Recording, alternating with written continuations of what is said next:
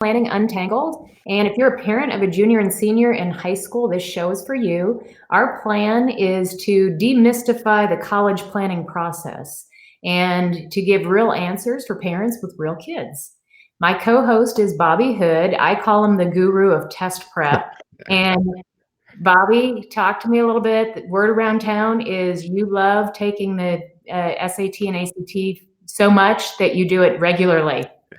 Well, I've taken the SAT 3 times for real in the past 5 years. It's very awkward going to an actual high school and sitting with high school students. But when they changed the SAT, that's like what we went to go check it out and find out what it would be like. And every time a new SAT or ACT comes out, I mean, a lot of times I'm sitting watching TV at home, taking the test on my own just so that I'll be ready to discuss those problems with my tutoring students. So yeah, like it's a weird life, but I do think that kind of stuff is fun. And I guess that's why I do what I do.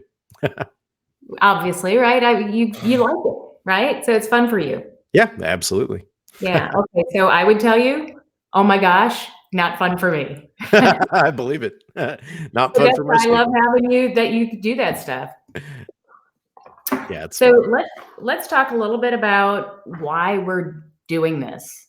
And I'll tell you my thoughts on this is I think that first time parents especially, but we make this too hard. And I get it because I've got 2 in college, so I went through that same thing. And it doesn't need to be as hard as we're making it, I don't think. Oh, for sure. I mean, it's been a long time since I went to college, but as a tutor working with students for the ACT and SAT, and I also work with students for, going to grad school as well. So working with these students, like I'll have parents who are first time through the system, right? It's their oldest child. They've never done it before. And what they tell me is like, that they like start trying to figure out what to do and they get conflicting information. They've got what the counselors at school tell them, but then they've got what like their friends and other parents tell them. And then they've got stuff they read online. And it's like they're getting 7 different answers to every question. They all conflict and everybody's got their own sort of like, bias or idea. Right. And so it's what happens is people just get overwhelmed and they tend to just sort of throw up their hands or just pick whatever the last information was they learned or just someone they trust, right? And just start going through it. And I think it leads people to make like decisions that aren't really, like thought out because there's just no way to untangle all the information. And that's what like the 2 of us like would like to do here because, there's a lot more factors involved than people think. And we just really like to make it easy for people. Absolutely. And I know with you being so involved in the tutoring process, is there anything else that you wanted to add on top of that, as far as advice?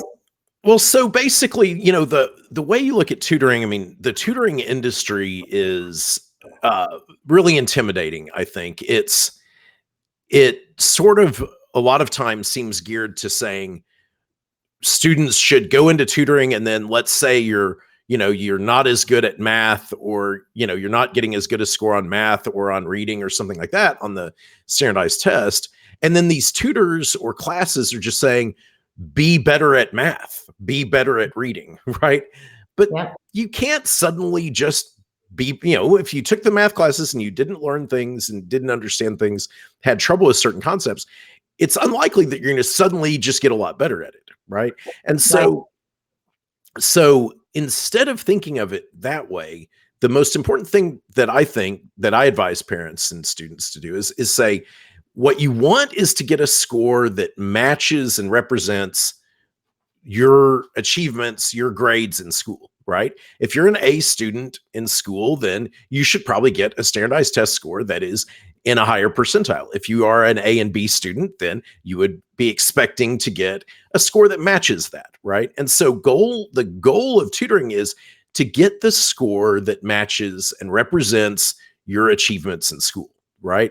And if you got those grades, that means you have the aptitude and skills to do it. And everyone says, oh, I'm just not a good test taker.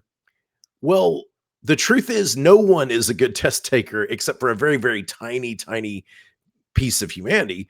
But everyone can learn the strategies they need to do much better on tests. and to get the score that represents your achievements, right? And if through test prep you can get a little more than what that represents, well, that's a bonus. But that's basically it, if that makes sense. It So does. yeah, and so what that means is I just end up telling students that what's more important is to represent yourself, figure out what your aptitude is, do the work to get the score that represents that aptitude, but then start thinking not just about going to the college that your friends are going to, or going to the college that has a good football team, or going to the college that's really big or really small or whatever. You should actually go and really think about what your goals are, what kind of person you want to be, and where you would fit in. And I think that's why I was really enthusiastic about joining up with you to do this, because that is something that you can really help students with as well. Right. Well, and I got to tell you, the standardized test, like you said, I hate that you have to get the scores that you need sometimes to get the scholarships, whatever, because what I always am preaching to my clients is be the best you can be.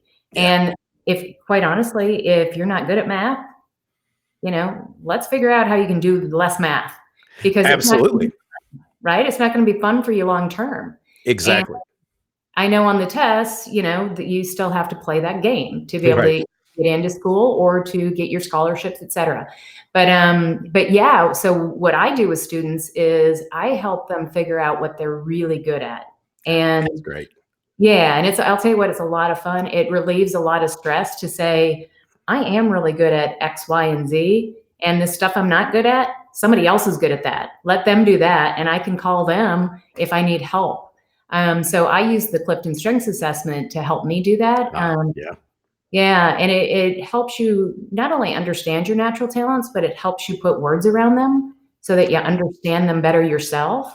And in fact, one of these times I'm going to have you take it, and I'm going to take you through it on one of our I'd shows. love to. Yes, That's it'll be fun. that's really interesting, because I mean, one of the things that we know, in the tutoring world and just in the world of just how the brain works, is that often you think you know something, whether it's about yourself or about a topic, but the act of writing it down helps you understand it better, or to understand it for the first time for real.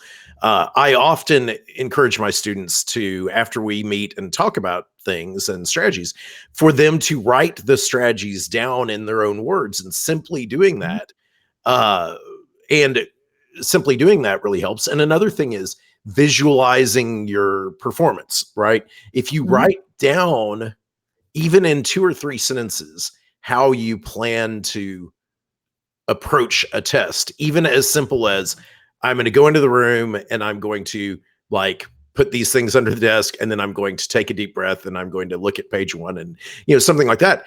Just simply writing those words down increases your performance on the test, which is very interesting. And so that ties into what part of what you're doing is, students say, here's who I think I am. And you say, well, okay, write down the things you think about yourself, and here are the words for it. And then once they start trying to work with those words, they realize new things about themselves. That's fascinating. And yeah, I'd love to try out that. Yeah, no, it's a lot of fun. In fact, when I work with my students, I do a family strength session, and we have mom and dad and the student all sitting in a room when we talk about each individual strength. So it's fun to really realize and understand how unique we each are, and Mhm. why a student shouldn't necessarily be a lawyer because dad's a lawyer, because they're going to be built Yeah. very differently. So it's a lot of fun to do that. Yeah, that was what I did. I mean, my dad was an attorney, and I went and became an attorney, and it took 10 years before I realized that that wasn't my calling, and that's what wasn't what was going to make me happy. It's what made my father happy. And I was in my late 30s before I found what I truly love to do, which was this. But it's fascinating. Like, if I had someone helping me figure those things out, I could have avoided 10 or 15 years of, pursuing a career that I shouldn't have been in. It's Yeah. fascinating. Yeah. And think about the amount of the time that you spent in school, and I'm sure a lot of that wasn't fun for you either, Right. right? Yeah. Yeah, absolutely. Yeah. So this is something that I think is, nowadays, more important than ever, that students are really interested in being mindful and finding out about themselves and pursuing what will actually make them happy. It's not the 1950s anymore where you just got a job and then you worked at it for 50 years, so. Oh yeah, and I'll tell you what, I've got, talking about some shows that will be coming up. I've got a ton of facts around how the millennials and the Gen Zs coming up through the system now are so much different Oh than we were. gosh, yes. And you brought up a really good fact, and that is they're really not as excited about, wow, I just have a job and something that's going to pay me. Yeah. They want a purpose. They want work-life balance. They want a lot of things that really weren't on the top of our list when we were coming through school. Right. You know that as a parent. Yeah. And I And think that's going to make them better and more successful employees in the long run, because they're going to find jobs that they're happy at, and they're going to require jobs to satisfy those desires. And that will, all around, it will lead to happier people at companies. And when they're not happy, they will move to another company. And overall, I mean, I think it's just going to lead to amazing positive changes. absolutely. It has to. Yeah. Because things that we deal with, and again, guys, this is another show that'll come up, is we've got really high anxiety in kids coming through in college today. The last stat I read on this, Bobby, just a couple of days ago, because I've been speaking on it quite a bit, is 63% of college students deal with overwhelming anxiety. Oh my gosh, I believe it. I see it in my students all the time, because I'll, in a session with a student, they may seem upbeat and happy, but if you know the right questions to ask, you can find out about the anxiety they have. And if you don't do that, they may seem upbeat and happy and they get great scores on practice tests, and then they go in for the real thing and they get a score that's 200 points lower than they were getting on practice tests because of anxiety. And it's something that it needs to be addressed, like, directly. And it's a fact of life today. Right. And there are lots of reasons for it, and we can definitely go into that in another show. But it's a reality that we definitely have to talk about. And one of each show that we have, I'd love to talk about just some real practical things that parents can do. Absolutely. And one of them is this. So I feel like there's a lot of facts, and then you've got the emotional side of this whole college planning process. And one that I want to bring up on the fact side is this. There are websites that you can go to that tell you exactly what your scores need to be on the SAT, ACT. They also tell you what GPA you need to get into these schools. And that information is right at people's fingertips. And when you don't know that, when you don't know something, that's when this anxiety comes up, right? So at least, for sure. Yeah, at least if you have the facts, you can go to that. And I've got three that I go to regularly. One is compassprep.com. One is prepscholar.com, and that's the one that I use mostly. And then collegesimply.com that provides information. Yeah, Compass Prep has got a lot of really helpful information on there. That's the one I'm the most familiar with, and prepscholar.com. I need to take a look at that as well. But I think this is so fascinating because it is, if you start with step one is reduce anxiety on the part of both parents and students about college. That's what our webcast is going to be is about. If that's the number one goal, then the ways and then the goal is to provide practical steps you can take to do that. And step one is know the facts, right? Understand those facts, and having those facts will absolutely lead to reducing anxiety, right? And so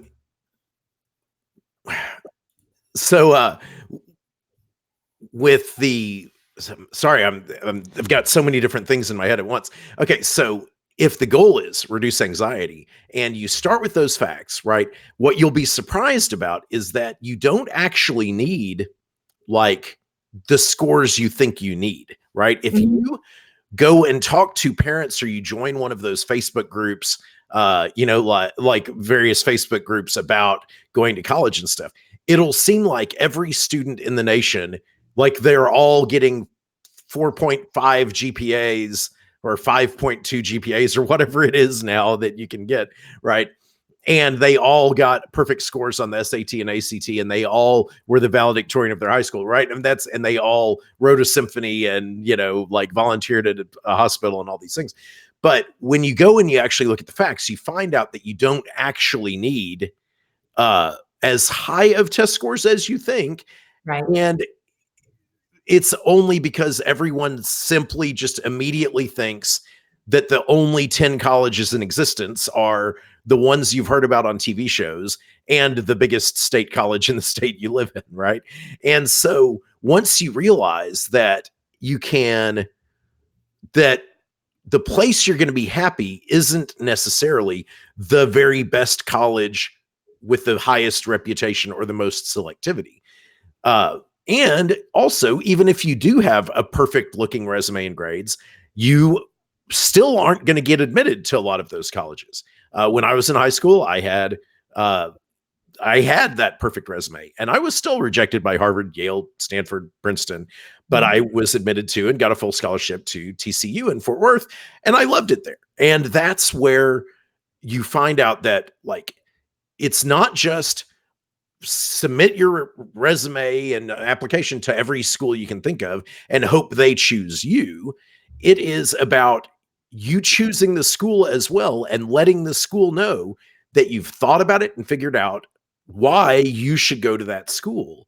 Schools want not just a bunch of students that got great grades, they want a well-rounded student body full of students that are going to be happy there. Well, first thing, when they accept you, they want you to then enroll, right? So that improves their selectivity and uptake numbers.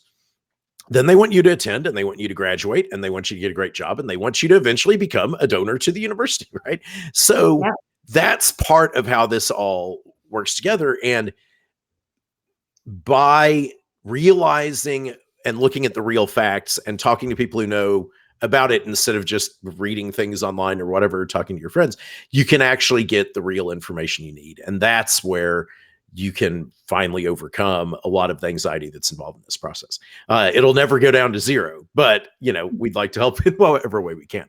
No, because no matter what we say, it's still emotional, right? You're Oh my sending a gosh, yes. child away. They're not going to be around you. As far as the student, they've got a lot of anxiety around this, but definitely that's what this show is going to be about. Yeah. And if you have any topics, any of our listeners that you'd like us to address, please reach out, put it on our Facebook pages, and let us know because we would be really happy to tackle all of those. And our goal is to bring in experts on subjects that we might not know fully about. We're thinking about people in the financial realm to help you with how do you pay for college if you haven't set aside funds. There's so many opportunities for us to bring in great guests. And if you know somebody that you think would be great to have on the show, let us know that too.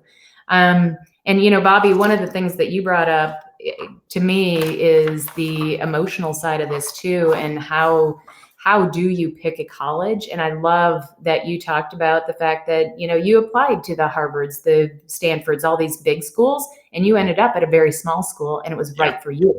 And that's totally true for everybody. And I agree with you. I'm a huge proponent of you've got to go to these schools, find out what's your home and what makes sense for you. And when I say Right. you, this isn't the parent you. This is, because I've seen that where Yeah. parents are like, I went to Texas Tech or I went to A&M and my kid's going to go there. And it's like, you know what? That's not necessarily the right answer for your kiddo. So, I think that those are some more conversations that we can definitely have. Anything else you want to add before we close out? Yeah, no, just to add on to what you were saying, I mean, I think the goal here, give practical advice and answer questions, help everybody become more knowledgeable about a variety of subjects related to, college planning. And absolutely, we'll be doing this as a series of live events. So you can jump in every other Thursday and see what we're doing, or you can, or you can send us topics that you'd like us to address. Comment on the Facebook feed here. Comment on the Facebook page. Send us, communicate with us. And then these will be a series of web videos that you can watch anytime. So you can go in the future and look and see which topics that you're interested in, and you can go in and check out our videos on each subject. So I'm super excited about it. If you'd like to actually contact us, you can do so through the Facebook page. Also, my website is bobbyhoodtestprep.com, just straight bobbyhoodtestprep.com. Or if you just type Bobby Hood and either SAT or ACT into Google, you'll get me. And on that webpage, there's a button for contact me, and you can fill out a form if you'd like to contact me. And then what about you, Kristin? You can find me at KristinClark.com or my Facebook page, Kristin Clark Coaching. And yes, fill out the form. Just grab me however you can find me. It's, you can get to me for sure in both of those ways. And I'm trying to think if there's anything else. I think that we've covered it all. I think so. I'm really excited about getting started diving into this. 2 weeks from today will be our next topic will be talking about SAT and ACT test prep. So talking about what I do. And then after that, we'll focus in on the things you do, Kristin. And then after that, start bringing in experts on the things we know less about. And it's going to be a fun time. Okay. Thanks, Bobby. Yeah, thank you. Bye-bye. Bye.